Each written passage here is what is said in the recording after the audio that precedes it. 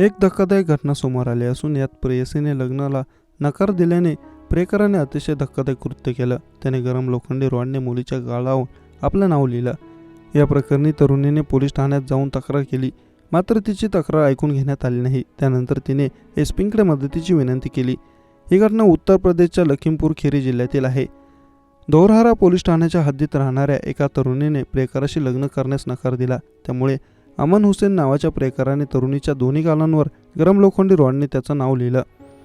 अमन हुसेन नावाच्या मुलाचे त्याच्याच गावातील एका मुलीशी गेल्या अनेक वर्षांपासून प्रेमसंबंध होते. अलीकडेच अमनने आपल्या प्रेयसीसोबत लग्न करण्याची इच्छा व्यक्त केली, ज्याला मुलीने नकार दिला. याच कारणामुळे अमनने मुलीच्या चेहऱ्यावर म्हणजेच तिच्या दोन्ही गालांवर गरम लोखंडी रॉडने अमन असं नाव लिहिलं.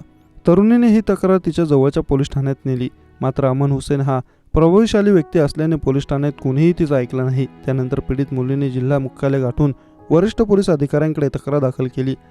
पोलीस अधीक्षक गणेश साहा यांनी दटवल्यानंतर पोलीस ठाण्यात तरुणीच्या तक्रारीच्या आधारे आरोपी तरुण अमनविरुद्ध गुन्हा दाखल करण्यात आला आहे. आरोपीचा शोध सुरू करण्यात आला आहे. पीडितेने सांगितले की मी दुकानात गेले होते, तेव्हाच मुलाने 19 तारखेला तोंड दाबून मला त्याच्या घरी नेलं. मग त्यांनी जबरदस्ती केली. त्यानंतर त्याने रॉडने गालावर आपलं नाव लिहिलं.